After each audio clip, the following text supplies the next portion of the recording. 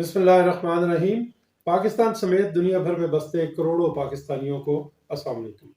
आप YouTube channel देख रहे हैं और मैं मजहर इकबाल हूँ। सबसे पहले मुझे आपका शुक्रिया अदा करना है कि आप हमारा ये यूट्यूब चैनल बाकायदगी से देखते हैं। अब से कुछ दिन पहले जब हमने ये सिलसिला शुरू किया था तो आप लोगों का रिस्पांस थोड़ा स्लो था, लेकिन हम अपनी कोशिश जारी रखे हुए हैं और अल्लाह का बड़ा शुक्र है कि बतदरीज हमारी सब्सक्रिप्शन जो है वो बढ़ रही है, आपकी दिलचस्पी बढ़ रही है। आपसे गुजारिश है कि आपको ये चैनल कैसा लगता है, इसमें किस तरह से मजीद बेहतरी हो सकती है, कमेंट्स में ज़रूर बताया करें। आपकी तरफ से मिलने वाली राय से न सिर्फ इस चैनल की क्वालिटी को मजीद बेहतर किया जा सकेगा, बल्कि आपके लिए नई नई खबरें जो हैं वो भी हम लेके आएंगे ताकि आपको ज़्यादा से ज़्यादा बाखबर रखा जा सके। अब आते हैं जी आज के मौज़ूआत की तरफ। आपके साथ एक दो खबरें जो हैं वो शेयर करनी है। और सबसे पहले मैं आपको बताऊं कि पाकिस्तान में गुज़श्ता कुछ अरसे से जिन सहाफ़ियों और जिन सियासतदानों को गिरफ्तार किया गया, उनके हवाले से ये इतलात आई कि उनको पहले नंगा किया गया और बाद में उनके जिस्म के प्राइवेट हिस्सों पे इलेक्ट्रिक शॉक लगाए गए, करंट लगाए गए। पाकिस्तान में तफ्तीश, मैं डबल कोटेशन में कह रहा हूँ कि तफ्तीश करने वाले जो इदारे हैं उनके जहन में ये ख्याल कैसे आया कि गिरफ्तार होने वाले सहाफ़ियों और सियासतदानों को नंगा किया जाए, इनके जिस्म के प्राइवेट हिस्से जो हैं उन पे इलेक्ट्रिक शॉक लगाया जाए। ये कहाँ से उनको आइडिया मिला, इस बारे में जो तफसीलात है आज की इस व्लॉग में आपके साथ हम शेयर करेंगे। लेकिन उससे पहले मैं ये अर्ज करूं कि पाकिस्तान के अंदर जो फैसला करने वाले हल्के हैं उनमें अक्सर व बेशतर अमेरिका और रूस के साथ मोहब्बतें बढ़ाने का जो ख्याल है वो आता रहता है। ये जज्बात उबलते रहते हैं कि अमेरिका के साथ हमारे बड़े अच्छे ताल्लुकात होने चाहिए और फिर इसराइल के साथ भी अच्छे ताल्लुकात होने चाहिए। 2005 में साबिक सदर जनरल परवेज मुशर्रफ साहब का जो इक़्तिदार है वो सवा नेज़े पे था। उसका सूरज, उनके इक़्तिदार का सूरज सवा नेज़े पे था। और ये 2005 ही था जब इसराइल ने लेबनान पे हमला कर दिया था। मैं उस वक़्त एक अखबार में नौकरी किया करता था और अखबार की ये ख्वाहिश थी कि इसराइल ने जो लेबनान पे हमला किया है, इस जंग को मैं लेबनान जाके कवर करूं। मेरे दफ्तर ने मेरे लिए इंतज़ाम किया और मेरे हाथ में उन्होंने टिकट पकड़ा दिया कि जाएं आप लेबनान जाएं और इस जंग को कवर करें। जब तक मैं तैयार होता तब तक सूरत हाल ये थी कि लेबनान के तमाम हवाई अड्डे इसराइल ने बमबारी करके तबाह कर दिए थे। ना कोई फ्लाइट वहां से उड़ सकती थी और ना ही लैंड कर सकती थी। लेबनान पहुंचने का वाहिद रास्ता ये था कि लेबनान का हमसाया मुल्क जो सीरिया है, शाम, वहां तक प्रवास जाती थी और फिर रात को छुपकर सीरिया से लेबनान जाया जाता था। मैंने भी ऐसा ही किया। हमारी फ्लाइट जो है वो शाम पहुंची, एक दिन शाम में क़याम किया। अरेंजमेंट करने के बाद हम लेबनान के सफ़र पे रवाना हो गए। गहरी अंधेरी रात थी, एक गाड़ी जो है वो फराटे भरती भी जा रही थी और कुछ किलोमीटर आगे चल के तो हमने देखा कि रश है बहुत ज़्यादा। नीचे उतर के देखा तो वो वाहिद पुल जो कि शाम को और लेबनान को आपस में मिलाता था, इसराइली अफवाज ने बमबारी करके उस पुल को भी मस्मार कर दिया था, गिरा दिया था। अब ज़मीनी रास्ता भी लेबनान के साथ ख़त्म हो चुका था। रात के कोई 2:30-3 बजे का वक्त था और मैंने आपको बताया कि लेबनान और शाम के दरमियान वो वाहिद पुल था। लेबनान में चूंकि जंग जारी थी तो लेबनान के शहरी अपनी ज़रूरियात ज़िंदगी लेने के लिए भी शाम आया करते थे। वो सब्जी हो, वो दाल हो, वो गोश्त हो, वो चीनी हो, वो मिट्टी का तेल हो, इवन छोटी छोटी चीज़ें लेने के लिए भी उनको शाम आना पड़ता था। तो मैंने यहाँ रात के 2-3 बजे देखा छोटे छोटे मासूम बच्चे बिलख रहे थे और उनकी माएँ उनके खुश्क गले तर करने के लिए शाम से लाया हुआ मिट्टी का तेल उनके गले में डालती थी ताकि उनके बच्चों के जो गले हैं वो तर हो सके। मैंने वहां से एक कॉलम लिखा उस अखबार के लिए जिसमें मैं काम करता था और उसमें मैंने लिखा کہ پاکستان میں وہ لوگ جو کہ اسرائیل کے ساتھ دوستی چاہتے ہیں، کاش وہ یہاں پہ موجود ہوتے تو ان کو معلوم پڑتا کہ وہ کس درندے کے ساتھ دوستی کی خواہش رکھتے ہیں۔ بہرحال 2005 گزرا اور آج ہم 2022 میں ہیں۔ بہت سے لوگوں کی اسرائیل کے ساتھ دوستی کی خواہش ابھی بھی پوری آب و تاب کے ساتھ قائم ہے۔ پاکستانی عوام کا ایک بڑا حصہ جو ہے وہ اس دوستی کے حق میں نہیں ہے۔ اب آ جاتے ہیں جی ہم اس طرف کے جو پاکستان میں گزشتہ کچھ دنوں کے دوران گرفتار کیے گئے صحافیوں اور سیاستدانوں کو ننگا کیا جاتا ہے، ان کے پرائیویٹ حصوں پہ کرنٹ لگایا جاتا ہے۔ یہ آئیڈیا پاکستان کے اداروں کو ملا کہاں سے؟ آج صبح ایک خبر آئی وزارت خارجہ کی طرف سے میرے پاس، اور اس خبر میں یہ تھا کہ 74 سالہ ایک پاکستانی جس کا نام سیف اللہ پراچا ہے، اس کو بدنام زمانہ امریکی جیل گوانتانامو بے سے رہا کر دیا گیا ہے۔ این جوانی میں سیف اللہ پراچا کو بینکاک سے گرفتار کر لیا تھا امریکی ایف بی آئی نے۔ یہ پاکستان کا جو شہری ہے یہ اپنی نوجوانی میں چلا گیا تھا امریکہ، اور اس نے تعلیم حاصل کی new York institute of technology میں۔ یہاں سے اس نے تعلیم حاصل کی، امریکہ میں یہ سیٹل ہو گیا، اس نے وہاں شادی شدی کر لی، 4 بچے پیدا ہوئے۔ پھر اس کو وطن کی یاد آئی اور یہ پاکستان واپس آ گیا۔ کراچی آ کے سیف اللہ پراچا نے ایک پروڈکشن ہاؤس بنا لیا۔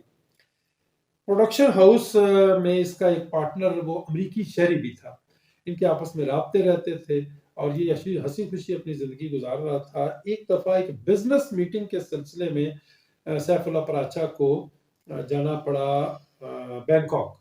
اس وقت تک 9/11 کا واقعہ ہو چکا تھا اور امریکی ایف بی آئی پاگل ہوئی بھی تھی مسلمانوں کے خلاف، اور جس کے نام کے ساتھ محمد لگتا تھا یا علی لگتا تھا یا کوئی بھی مسلمانوں کا نام ہوتا تھا اس کو کہیں سے بھی گرفتار کر لیتے تھے۔ اس کے لیے ضروری نہیں تھا کہ اس کے اوپر کوئی الزام ہو یا اس پہ کچھ ثابت ہو چکا ہو، بس اس کو جس کو ایف بی آئی کا دل کیا اس کو گرفتار کر دیا۔ اسی لہر میں سیف اللہ پراچا بھی بینکاک سے گرفتار ہو گئے۔ اب بینکاک سے گرفتار کرنے کے بعد انہیں بگرام پہنچا دیا گیا۔ آپ کو پتا ہے بگرام ایئر بیس پہ امریکیوں کا بڑا قبضہ تھا، ان کو بگرام پہنچا دیا گیا اور بغیر کوئی مقدمہ درج کیے، یہ بڑی امپورٹنٹ بات ہے کہ کم و بیش 18 سال سے زیادہ عرصے تک سیف اللہ پراچا امریکیوں کی حراست میں رہے گوانتانامو بے میں، اور ان کے خلاف کوئی مقدمہ درج نہیں کیا گیا، کوئی ٹرائل نہیں ہوا، لیکن ان کے اوپر اور بہت سے پاکستانیوں کی طرح تشدد ہوتا رہا۔ اس تشدد کے دوران سیف اللہ پراچا کو 3 مرتبہ دل کا دورہ پڑا، اور اب جب وہ کم و بیش 18 سال کے بعد اپنے پیاروں سے آ کے ملے ہیں تو یہ شوگر اور دل کی بیماریوں سمیت مجموعی طور پر 10 بیماریوں میں مبتلا ہو چکے ہیں۔ 74 سال ان کی عمر ہو چکی ہے، اور یہ بڑی امپورٹنٹ بات ہے کہ ان کو رہا کرنے کی جو منظوری ہے امریکی حکام نے 1.5 سال پہلے دے دی تھی۔ کوئی جرم نہیں ہے، کوئی ٹرائل نہیں ہے، کوئی مقدمہ نہیں ہے، 18 مہینے پہلے اس شخص کو رہا کرنے کی منظوری دی گئی تھی، اور 18 ماہ بعد یہ شخص جو ہے اب پاکستان پہنچ چکا ہے۔ پاکستانی وزارت خارجہ اس کا کریڈٹ لے رہی ہے کہ ہم نے بڑی کوشش کی سیف اللہ پراچا کو رہا کرانے کے حوالے سے۔ ترجمان دفتر خارجہ جو ہے انہوں نے بھی اپنا ایک ٹویٹ کیا، اپنا ایک پریس ریلیز جاری کیا، اور پھر وزیر خارجہ جناب بلاول بھٹو زرداری بھی اس حوالے سے کہاں پیچھے رہنے والے تھے، انہوں نے بھی ایک ٹویٹ کر کے سارے کا سارا کریڈٹ جو ہے وہ لیا، اپنے خود لینے کی کوشش کی اور کہا کہ جی وزارت خارجہ نے بڑا تیر مارا ہے سیف اللہ پراچا کو رہا کرانے کے حوالے سے۔ چلیں جی ہم آپ کو کریڈٹ دے دیتے ہیں، آپ کی بڑی مہربانی، کاش آپ کی یہ کوششیں عافیہ صدیقی کے لیے بھی کام آتی، پاکستان کی وہ بیٹی جو ناکردہ گناہ کی سزا میں امریکیوں کی جیل میں جو ہے وہ اس کو بند کر دیا گیا، اور کاش کاش کاش پاکستان کی کوئی حکومت، پاکستان کا وزارت خارجہ جو ہے وہ عافیہ صدیقی کے لیے بھی یہ کام کرتا۔ پاکستانی اگر وزارت خارجہ کی بات کی جائے تو عجیب سا رویہ ہے، عجیب سی پرسرار سی ایک بلڈنگ ہے پاکستان کی خارجہ پالیسی۔ اکثر لوگ کہتے ہیں کہ پاکستان کی خارجہ پالیسی پاکستان میں نہیں بنتی، کئی لوگ کہتے ہیں کہ پاکستان کی سرحدوں سے باہر پاکستان کی خارجہ پالیسی بنتی ہے، اور کچھ لوگ یہ کہتے ہیں کہ خارجہ پالیسی وزارت خارجہ کی بلڈنگ کے باہر بنتی ہے، یعنی کہ وزارت خارجہ خارجہ پالیسی نہیں بناتی، بلکہ کچھ اور لوگ ہیں جو کہ پاکستان کی خارجہ پالیسی کو بناتے ہیں، جو لوگ پاکستان کی خارجہ پالیسی کو چلاتے ہیں۔ یہی وجہ ہے کہ امریکہ ہو، برطانیہ ہو، سعودی عرب ہو، چین ہو، یا جو دیگر ممالک ہیں، ان کے لوگ، ان کے نمائندے جو ہیں وہ وزارت خارجہ کی بجائے پاکستان کے کسی اور ادارے کے حکام کے ساتھ زیادہ کمفرٹیبلٹی محسوس کرتے ہیں۔ وہ سمجھتے ہیں کہ یہی وہ ادارہ ہے جو کہ عمل درآمد کرا سکتا ہے، اس لیے وہ اسی سے ڈیل کرتے ہیں۔ پاکستانی وزارت خارجہ میں جی ہر ہفتے ایک بریفنگ کا اہتمام کیا جاتا ہے قومی اور بین الاقوامی ذرائع ابلاغ کے نمائندوں کے لیے۔ خبر شبر تو اس بریفنگ میں شاید ہی کبھی ملتی ہے، البتہ انگریزی زبان میں سرکار کی پروموشن اور بالخصوص امریکہ، برطانیہ سمیت کچھ دیگر اہم ممالک کو اپنی وفاداری کا یقین دلایا جاتا ہے، اس لیے سنجیدہ صحافیوں کی طرف سے اس بریفنگ میں جو شرکت ہے وہ بتدریج کم ہوتی چلی جا رہی ہے۔ 28 اکتوبر کو بھی اس بریفنگ کا اہتمام کیا گیا، اور میں چونکہ وزارت خارجہ کو کور کرنے کا پابند ہوں اپنے ایک ٹی وی چینل کے لیے، میں بھی وہاں گیا، اور پاکستان کے دیگر سرکاری حکام کی طرح، دیگر وزراء کی طرح، دیگر وزارتوں کی طرح وزارت خارجہ کے ترجمان جناب عاصم افتخار صاحب نے بھی اپنی اس ہفتہ وار بریفنگ کا آغاز شہید ارشد شریف کے قتل کی مذمت سے یا قتل پر افسوس سے کیا۔ انہوں نے کہا کہ بڑا افسوس ہے کہ ارشد شریف جو ہے وہ اس دنیا میں اب نہیں رہے، بلا بلا، بڑے کوئی اچھے جملے انہوں نے کہے۔ پھر انہوں نے اپنی بات چیت کی، وہی پرانی خبریں جو ایک ہفتہ پہلے سے اخبارات میں چھپ چکی ہیں، ٹی وی پہ آنے ہو چکی ہیں، انہوں نے اسی کو دہرا دیا، اور پھر شروع ہو گئی بھارت کی بیشنگ جو کہ کی جاتی ہے بظاہر۔ اس کے بعد سوال و جواب کا سلسلہ شروع ہوا۔ میں نے آپ کو عرض کیا کہ بہت کم سنجیدہ صحافی جو ہے وہ اس بریفنگ میں اب جاتے ہیں۔ کچھ ہمارے دوست ہیں، انہوں نے ادھر ادھر کے سوالات کیے، میں نے بھی ہاتھ کھڑا کیا، 8ویں 9ویں نمبر پہ میری بھی باری آئی۔ میں نے سوال کیا کہ ریکارڈ کے مطابق، میڈیا رپورٹس کے مطابق ارشد شریف کو بغاوت کے اور غداری کے مقدمات کا سامنا تھا۔ ڈیفینیٹلی یہ کسی فیکٹری اونر نے مقدمے نہیں کیے تھے، یہ کسی گھی مل نے مقدمے نہیں کیے تھے، کسی پرائیویٹ پارٹی نے مقدمے نہیں کیے تھے، یہ پاکستان کے تھانوں میں یہ مقدمے اس کے خلاف درج ہوئے تھے، یعنی سرکار نے درج کیے تھے یہ مقدمے۔ تو میں نے ان سے سوال کیا کہ ایک وہ شخص جو کہ غداری کے مقدمات کا سامنا تھا، جس کو بغاوت کے مقدمات کا سامنا تھا، آپ کس طرح جسٹیفائی کریں گے ایک ایسے شخص کی کہ قتل پر سرکاری طور پر افسوس کا اظہار کرتے ہوئے؟ کیا جواب ہو سکتا تھا وزارت خارجہ کے ترجمان کا اس سوال پہ؟ لہذا انہوں نے کہا کہ میں اس سوال کا جواب دینا مناسب یا ضروری نہیں سمجھتا، مجھے یہی توقع تھی ان سے۔ یہ ساری گفتگو آپ کو بتانا یہ تھی کہ وہی وزارت خارجہ آج کریڈٹ لے رہا ہے کہ ہم نے سیف اللہ پراچا کو اپنے گھر پہنچانے میں بڑا کردار ادا کیا ہے۔